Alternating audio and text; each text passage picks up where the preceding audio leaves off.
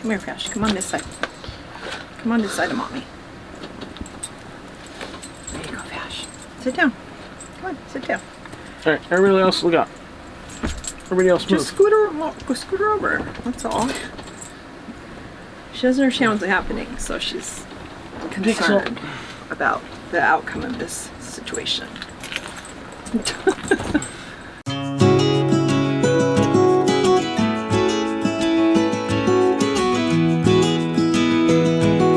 Hi guys, welcome back to our channel, or welcome if you're new. I'm Lynn, he's Jonathan, and we are still Create and Capture Life. Today we are doing our promised RV park review of, I want to get it right, it's called Ruby's Inn and Campground. That's the official name of it. It's in Bryce Canyon, Utah. We stayed there for 5 nights. And we didn't do a lot of the amenities there because we were there for the Switch It Up Huddle. So we but we just didn't do a lot of the amenities, but we will talk about them.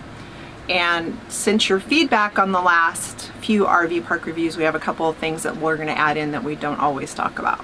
All right, so we're going to tell you guys a little bit more about this park, but first, let's roll that beautiful bean footage. Bean footage? What does that mean? It's Bush's Baked Bean. It's a joke. Oh.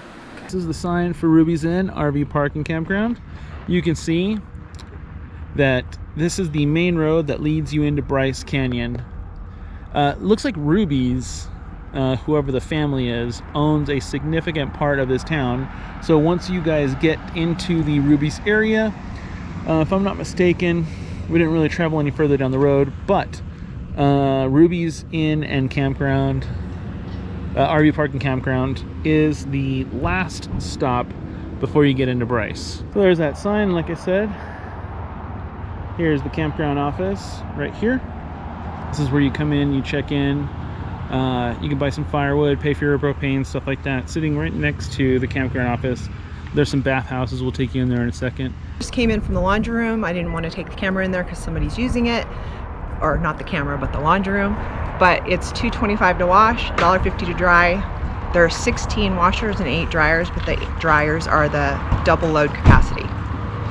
So, and you can get change from the ladies at the camp store next door. I think I forgot to say, in the laundry room closes at 8 and the camp store closes at 10. They do allow late check-ins, but no early arrivals, and check-in is noon. All right, if you're driving through and not staying here, they do have a dump station. $20 you pay inside. But if you are staying here and you, for whatever reason, didn't dump your tanks while you're at your spot, I guess you can probably dump here for free. This is the back side of the laundry, store, bathhouse, all of that. This is a little cabin. I think it's just kind of show you what the cabins look like in case you're interested. It's right at the front. This is a very large, very nicely grassed picnic area, but you have to ask to use the tables. They're numbered, and no dogs are allowed on the grass, so keep that in mind. If you have your dogs, they're not allowed on the grass here. If you think you might want to stay in a teepee, you can do that at this campground. There's Pixel and Flash in their sweaters. There are teepees in the back, and I'm going to turn you around Blair Witch style and show you this one right here off by itself. Pretty cool. This teepee is right next to the road. It looks like it's teepee number 1, so I'm not sure if road noises would bother you. The front faces the road, so I guess it's up to you.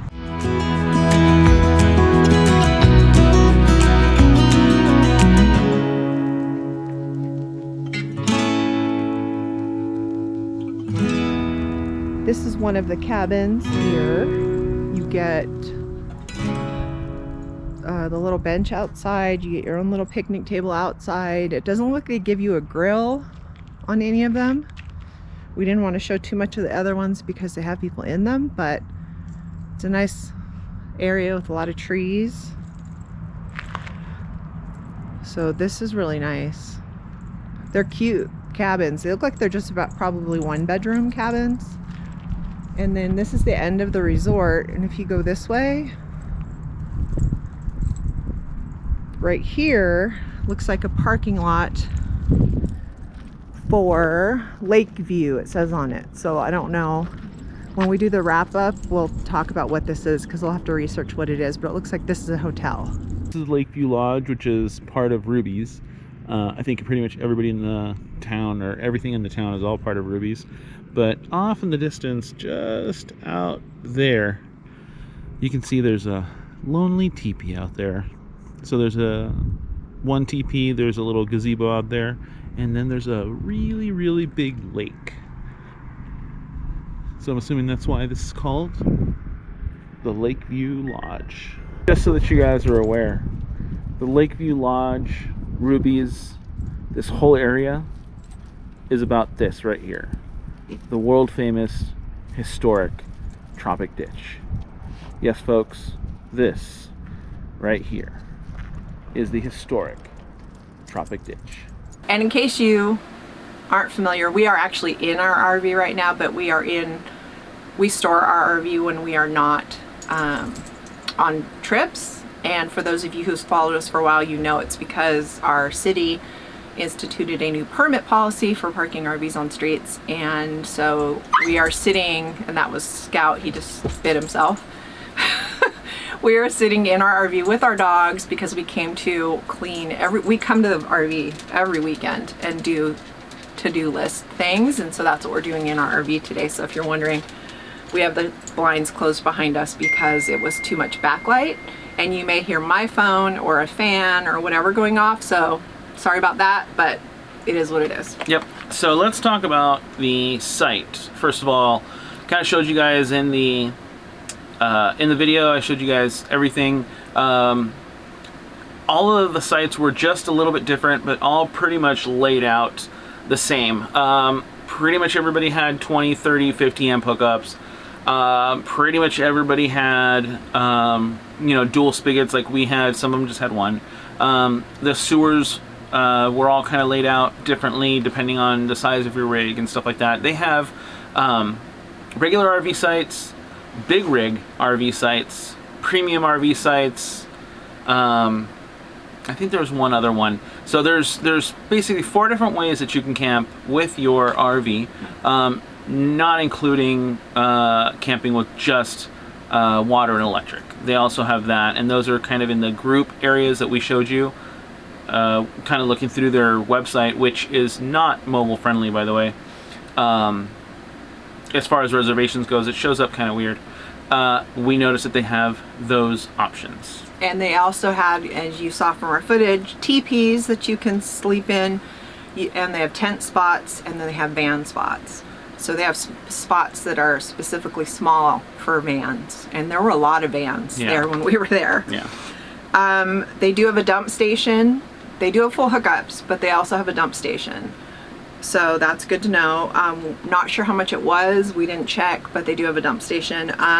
They do have a bathhouse, or a couple of them actually throughout. And they have flush toilets, showers. They're free. That was one of the things somebody asked me one time on a video, is if the showers were free. They are free at this location. Yep. I guess there are some where they're not free, but this one they were free. And they do require a code, so all of the bathrooms and everything are secured throughout the season. You need a code to use them. And then lots of hot water, and Jonathan gave it a 5 out of 5 for cleanliness. Yeah, 4 out of 5, 5 out of 5. Like, they were very clean. Looked like some of them had just been maybe freshly redone, stuff like that. So yeah, they were great. Especially the ones right up front, attached to the main entrance kind of office. Sorry if I keep dabbing. I'm sweating ridiculously. Yeah. Because I had to turn the fan down and everything to make this video. So they do have a pool. They do have a hot tub, which not all RV parks do. They had a game room. We're looking at our notes. The laundry room we talked about in the video. They do have a small restaurant. They have a post office, which most RV parks don't have. So they do have a post office inside. They are pet friendly. There is no dog park, however.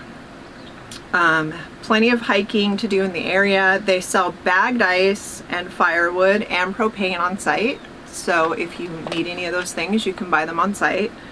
They did have an ATM also, which I guess if you needed cash for something, that's a good thing to have. And in walking distance, you can go ATV riding and you can go horseback riding within walking distance. Booking at Ruby's is actually pretty easy. They make it, like I said, fairly simple. Only issue was their website on mobile was a little funky. Website on the computer seemed just fine. But we actually booked by calling because we had a special reservation code that we had to use with the huddle. Yeah, because we got like a discount for being part of the huddle. Yeah, so that was the way we booked, but very friendly. Everybody was very nice. They do not offer discounts typically on long-term stays. Like weekly, monthly. Yeah, they don't offer any of those kinds of discounts. But they do have like random discounts for like if you're having an event there or something like that. Yeah, and it did say on their site or in the literature that they gave us, it says AAA approved. So I don't know if that means you would get a AAA discount or not. You'd have to check the mobile, like we said, the mobile site. When you can kind of look at some things on the mobile site, but booking on the mobile site is impossible. So we both tried different phones, and the mobile site is not set up correctly. So I would think just call them. But depending on the season, it looks like the regular prices of the sites are started $100 and go up. Yeah. So it just depends. And they do have premium sites, which are really large sites for really large rigs. They're called premium. So it's a pull-through site, and then it's got a picnic table and probably like a 10 or maybe 20 by 20 little grass cutout next to you. So, but there's no trees there, so I don't know. Keep in mind if you're trying to book a premium site, yeah, you get the little grass in the picnic table and it's a big site, but there are no trees, so you're in constant sun. If that's a thing for you, then keep that in mind. Road conditions in the park are actually pretty good. They take into account that there's all kinds of different rigs that are coming in from who knows where, and maybe all kinds of drivers that are coming in that really don't know what they're doing. We did notice a lot of rental RVs. A lot. Yeah, a lot of Cruise America, a lot of the El Monte RV, stuff like that. So a lot of rentals. And those van ones, they're orange and white. I don't know what they're called, but it's a van van rental, something or other. Like that. Yeah, there were a lot of rentals. Yeah, there are a lot of rentals. So a lot of people coming in that probably don't know what to do or how to drive. So plenty of space, wide roads. All of the sites are that I noticed are fairly simple to get into. Yeah, so. Mostly pull through, except for like the van sites. I noticed most of. Yeah. I think most of the RV sites seem to be pull through, but the van sites, they weren't, because they backed up to like a little cliff area. We were in spot 59. We had no one on our door side, so that was nice. The road just that was the end of the. Yeah, it was the end of the aisle or whatever. We had our own little tree, little picnic table, fire ring, a little patch of grass, which the dogs appreciated. So we had a cute little spot. Yeah, when we pulled in on Friday morning, but Thursday it had been raining all day, so we were also for the first couple days kind of in like a mud pit. But other than that, it was a great little spot. Yeah, so we have to we're gonna have to, now that we're back, we will have to clean our rug that we put outside because it's filthy. Oh yeah. It's got like dried, and it's crazy mud. It's that mud that dries white and you can't get it off of anything. So it's on shoes, it was on the dog paws, it was like everywhere. But hey, that's camping, right? Site size, I would say it was perfect for our rig, the one they gave us. Yeah, we could have probably fit a small tow vehicle if we had to, but not much more than that. Not much more than that. And like if we had a Jeep or something like that, we would have had to have like parked it like parallel. But we don't have a tow vehicle, so for us it was perfect. We did have the neighbors that were on our other side, the sewer side, chained. We were only there 5 nights and we had 3 different neighbors. Yeah. So we don't know if they were leaving, like only there for a night and then leaving, or if they didn't like that site and they left. We're not sure, but it was funny because we were only there 5 nights and we had 3 different neighbors in the 5 nights. So that was kind of funny. We did have a fire pit, and fires somebody's walking by the RV. Could be a serial killer, could be the mailman. We don't know. Flash, enough. Yes, we had a fire pit. Yes, you can have fires. Wood fires too. Yeah, you can do, they sell firewood, like we said earlier. You can do wood fires and propane fires and all of that. I'm not sure if that changes throughout the season up there in Bryce Canyon, but it didn't seem like it does. There was, as far as noise goes, there was, I would call it, I didn't notice noise. We personally like traffic noise, so we're not a good judge of noise in a campground. It seemed pretty quiet to me. Yeah. Other than people driving every once in a while, like to get to a space. Yeah, one of the people that we were at the huddle with actually mentioned that a bunch of teenagers, you know, maybe 20s, were in a 20 years. 20 years were in a either in a Class C or a van, not too far from them, either the next site over or the next site past that, and that they were making all kinds of racket till 1 o'clock in the morning. We didn't experience that, so we did not have those kinds of issues. But we were right at the front also, Yeah. so I don't think anybody would act a fool right at the front where the office is, honestly. So we were right at the front, which seems like the smaller rigs go, which was fine with us because we were close to everything. Yeah. So. Like we showed you in the video, one of the cool things that they have there is the entire city is like all rubies. It has its own little shuttle network, so you can go to all of the different rubies kind of amenities. You can go to all the different stops, the different stores, all that stuff. Right out front is also a shuttle that takes you into Bryce. So if you have your... They're separate shuttles. Yeah, two separate shuttles. One of them is the National Park Shuttle, the other is Ruby's Shuttle. So Ruby's Shuttle takes you all around the town that Ruby's kind of runs, manages, owns, whatever. It's like restaurants and Yeah. stuff, right? Like, Yeah. I don't know, but we didn't take it, but it's free. Yeah, and it's like every 15 minutes. But then the other shuttle is the National Park Shuttle, and that takes you into the park. And it stops, from what I was told, at all of the turnouts, all of the lookouts, everything throughout the park. So if you have your park tickets or your National Park Pass, like your annual pass, Yeah. then you can hop on and off wherever you want on that shuttle. This is the map they gave us. It's not really going to help you, but this is the map they gave us for where the park shuttle goes. And the cool thing about that, from what we heard from other people, and I always say cool, I know somebody mentioned if you drink every time I say cool, you'll pass out, so don't do that. But the nice thing is you can jump up on and off these shuttles. So if you want to go to Bryce Canyon, which we didn't do this time because we were all wrapped up in the huddle, and so we definitely want to go back and do Bryce Canyon. But you can get off at this location, and then when another shuttle get back on, and like kind of see what you want to see. So I don't know. That's kind of, we've not ever done a park shuttle in any of the national parks we've been to. No. Because we always drive through them and stop where we want to stop. But without a tow vehicle, this is great because you walk out to the front of your campground and just get on the shuttle. So it's pretty easy. And from what we heard from everybody, they were clean shuttles, they were nice, they were quick. So I don't know. Yep. We're definitely gonna give that a shot. Yep.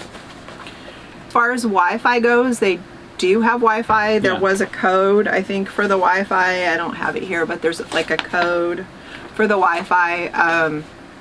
Both of our phones, I have Sprint, or I guess it's T-Mobile now.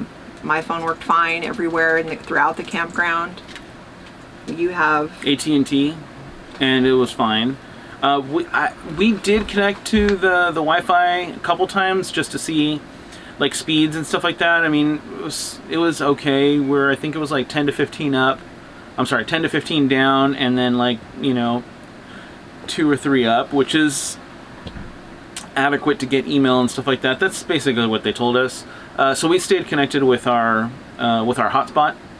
Our hotspot is through T-Mobile. We had great data rates. And then other people have that new one. What's it called again? Starlink? Starlink. A couple people had Starlink that we were with, and they said they had no issues. Yeah, absolutely fantastic. So that's the Wi-Fi info. When you check in a Ruby's, like everywhere, they give you the map and all that. But one of the things that they also give you is this map of the local, basically the local area. And on the back of it, and I highlighted a couple things for the next time we go, it tells you things that you can go check out in the general area that are not in Bryce Canyon. So one of the things that we had highlighted was Butch Cassidy's homestead, because we love American history and that kind of stuff. And then there's a couple of lakes and different things like that, and it tells you exactly how to get there from the campground. So I thought that was kind of nice, because you don't always get that from campgrounds. They just tell you this and this and that is close, but this one they actually give you directions on how to get there. It's kind of nice. So I guess that would be it for our Ruby's campground review. Hopefully we answered all your questions that you might have. They do have a post office, like I said, on site. You have to check to see if they will accept packages. We forgot to ask that. So I would think they would, because they have a post office, but you never know. Yep. And there is an Amazon drop box in the town. So if you have Amazon, there is a drop box in the town. Other than that, I think that's all you guys have asked us to tell you about RV parks. If we forgot anything, ask us down below and we'll let you know. Will we go back? 100% yes. Yeah. Gonna be bummed that we don't have the discount when we go back, because we only paid, I think, like $50 a night versus over $100. So, but it is what it is. We may not do 5 nights. We may just do like 2 or 3. Yeah, because it's quite pricey. Yep. But yeah, I guess that's it. So thanks for being here. We really do appreciate each and every one of you. If you like these RV park reviews, give it a thumbs up. Comment down below if you have any other questions. And I guess that would be it for this Ruby's Campground review. Stay safe, stay healthy. And we'll see you guys down the road. Bye.